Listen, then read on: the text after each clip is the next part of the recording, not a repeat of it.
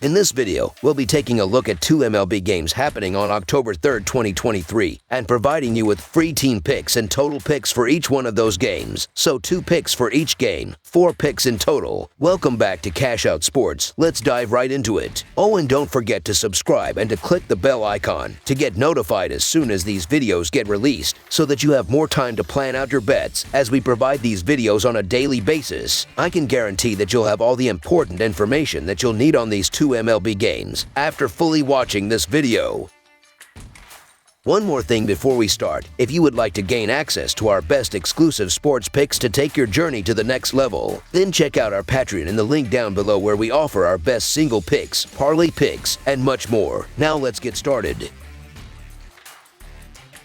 Texas Rangers versus Tampa Bay Rays. The regular season is in the rear-view mirror, and we've reached the postseason for Major League Baseball as 12 teams keep their hopes of hoisting the Commissioner's Trophy alive. In this one, the Texas Rangers are on the road as they play Game 1 of their best-of-3 series with the Tampa Bay Rays Tuesday afternoon in the American League Wild Card round. Texas was blanked 1-0 by Seattle in their regular season finale Sunday on the road, costing them the American League West title in the process. Tampa Bay beat Toronto 12-8 on the road in the rubber game of their 3-game set Sunday afternoon to close the regular season. In the season series, the Rangers won 4 of the 6 meetings, including a 3-game sweep at home in the most recent series July 17th and July 19th. The Rangers are in the postseason for the first time since 2016 and have won 90 or more games for the 9th time in franchise history. The Rangers have been hit or miss in the second half of the season and enter the playoffs with losses in 4 of their last 6 games. The Rangers are here because of their offense that's 3rd in runs per game, 2nd in batting average, 3rd in ops, and 3rd in homers. Marcus Semien leads the Rangers with 185 hits and 100 RBI, while Nathaniel Lowe and Corey Seager have combined for 319 hits and 178 RBI. Jordan Montgomery gets the ball, and he was 10-11 with a 3.2 earned run average and 166 strikeouts this season. Montgomery is 0-0 with a 1.35 earned run average and 7 strikeouts in his postseason career. The Rays are in the postseason for a 5th straight season, and their 99 wins are the 2nd most in franchise history. The Rays' 53 wins at home were tied with the Dodgers for the most in MLB this season. The Rays are one of the more balanced teams in baseball, and their pitching staff had the best WHIP in the league. Offensively, Yandy Diaz leads the Rays with 173 hits and 78 RBI, while Randy Arozarena and Josh Lowe have combined 276 hits and 166 RBI. Tyler Glasnow gets the ball, and he was 10-7 with a 3.53 earned run average and 162 strikeouts this season. Glasnow is 2-5 with a 5.75 earned run average and 53 strikeouts in his postseason career. The Rangers were in control of the American League West and set for a first-round bye, but dropping 3 of 4 to the Mariners on the final weekend sent them on the road for a wild card series instead. Still, in the playoffs is in the playoffs. For the Rays, things have been settled for a long time, and the challenge will be to ramp it back up after playing a couple of weeks of ho-hum games. Both teams send their aces to the mound, although neither guy was expected to be the ace when the season started. It will be Jordan Montgomery versus Tyler Glasnow. Montgomery was acquired at the trade deadline, and he was expected to help, but probably not expected to be the staff ace, as that role was supposed to belong to Jacob deGrom. Then Texas hoped it would be Max Scherzer, also acquired at the deadline, but Scherzer is on the injury list himself.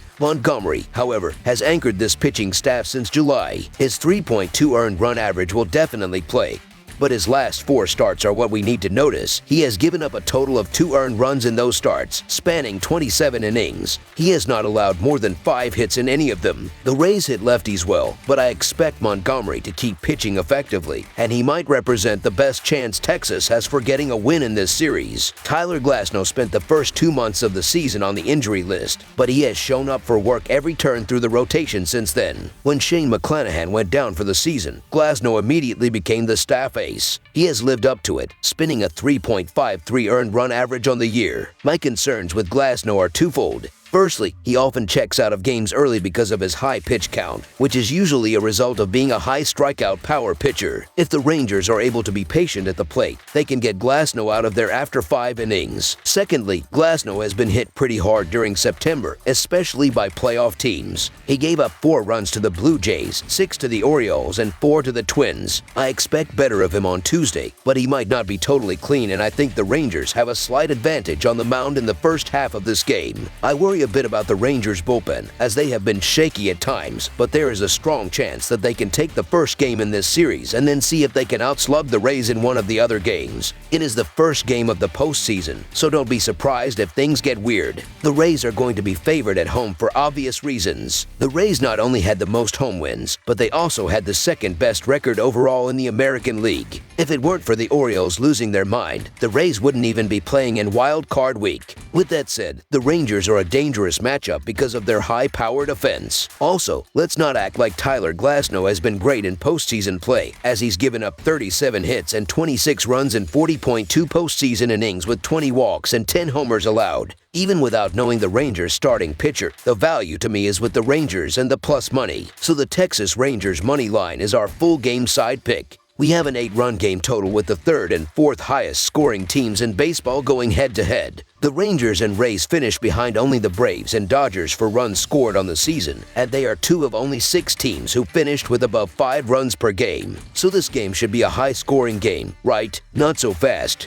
Firstly, be sure to listen to the assessment of the starting pitchers in the team pick section of the video, as both teams are starting their aces. Both starters carry low earned run averages and could control the early innings, and I do not expect either team to jump out to a giant early lead. Secondly, these teams have not played each other since July, but all 3 games in that series finished at or below this total. Thirdly, the Rangers were engaged in a heated playoff race all weekend, yet their highly praised defense was shut out twice by the Mariners, and they managed only 8 total runs over 4 games. It's not that the Rangers are struggling on offense. That is not the correct conclusion. Rather, it is that playoff baseball is really hard, and runs are tough to come by. There is no margin for error, and if either starting pitcher gets into trouble, you can expect the game to go to the bullpens quickly. The total split 3-3 in the 6 head-to-head matchups between these two this season, and the under is 6-4 over the last 10 meetings. Over their last 5 games, Texas saw only one of them with a total of 8 runs or more. In that stretch, their games averaged just 5.2 total runs per game. For the Rays, things have been a bit more boisterous, especially with their own offense scoring 9 runs or more in 3 of their last 5. However, the last time Glasnow pitched it was a 5-0 game, and his last start saw him throw 5 scoreless, allowing just 2 hits and a walk while striking out 9. These series openers tend to be filled with tension, and the bats take a little bit of time to get going if they do at all. This pitching matchup definitely keeps things down. I expect both starters to thrive, however, and I wouldn't be surprised if we hit the 6th or 7th inning with a 2-1 kind of game going. I like this game to stay tight and low scoring, even at a lower number like this one. Under the projected total is our full game total pick. Toronto Blue Jays vs. Minnesota Twins. The Toronto Blue Jays visit Target Field on Tuesday for Game 1 of their American League Wild Card Best-of-3 series against the American League Central champion Minnesota Twins. The season series between the two was 3-3. Toronto completed its regular season with 2 consecutive losses to the Tampa Bay Rays and were 2-4 over their final 4 games of the regular season. Minnesota completed its regular season with a 3-2 loss to the Colorado Rockies, but the Twins had long ago clinched first place in the American League Central. Injuries will play a part in this matchup, as Toronto will play without 2 relief pitchers as well as catcher Danny Jansen and second baseman Otto Lopez. Minnesota will play without 3 starting pitchers, 1 relief pitcher and position players Byron Buxton, Joey Gallo, Nick Gordon, and Jose Miranda, while several others are day-to-day. The Twins have lost 18 straight postseason games, and they hope this is the year that they can finally stop that streak. The Twins' offense has been inconsistent, but it really looks like they have the pitching to make a playoff run. Byron Buxton has made it clear that he wants to be on the postseason roster, but even if he is on it, it's unclear if he's going to play here. If he does play, I would expect him to only be a designated hitter. Getting the start for the Twins will be Pablo Lopez, and he sits with an earned run average of 3.66. Over his last 2 starts, he has gone 10.1 innings and given up 6 runs. When Lopez settles in early, he is very hard to hit, so the Blue Jays are going to need the bats to get going early. The Blue Jays finished the regular season with 89 wins, and this is a roster that is very talented. Vladimir Guerrero had a strong season, finishing with 26 home runs and driving in 94 RBIs. George Springer and Bo Bichette both finished with over 70 RBIs. Whoever starts in this game for the Blue Jays is going to need to be good.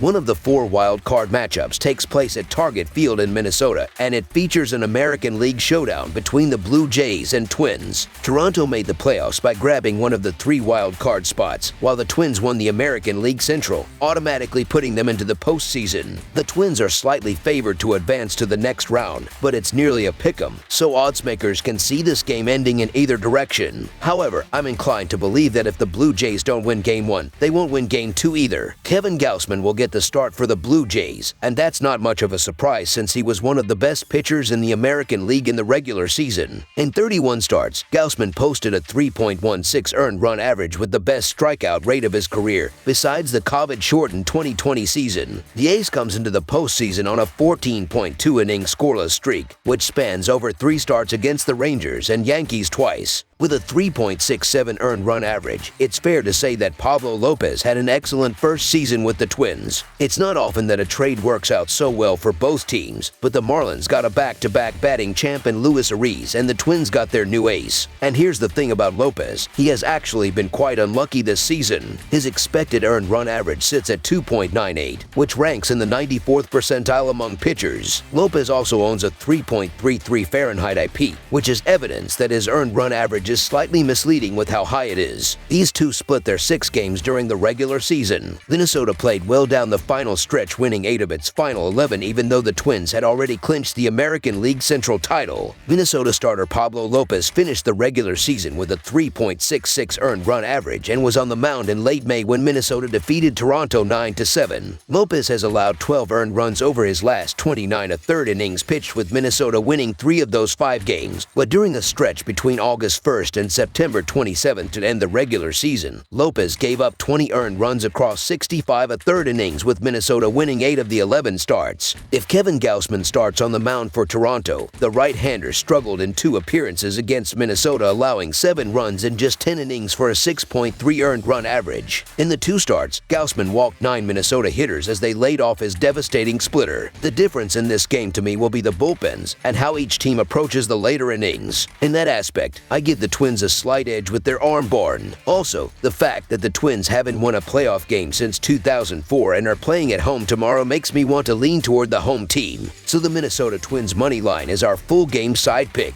If there's one thing you should know about postseason baseball, it's that scores tend to be much lower. That is because of the mix of great starting pitching with quick hooks and only the best relievers. Great pitching beats great hitting every time, and that is usually what we see in the playoffs. For Gausman, he will likely rely on a fastball splitter combination for the majority of the outing, and fortunately for him, the Twins have been one of the worst clubs against splitters this season. In fact, they ranked 29th against that pitch since opening day. On the Twins side, I'm expecting a solid outing out of Lopez. He seems to love pitching in the spotlight, even though his opportunities on the big stage have been limited. In his single career postseason start, he allowed just 3 hits while striking out 7 in 5 innings. And looking back at his outings in the World Baseball Classic earlier this year, Lopez was the ace of the Venezuela team when the tournament got important. His fastball sweeper combination has led to an above-average ground ball rate, and that will be key against a Blue Jays lineup with Vladimir Guerrero Jr.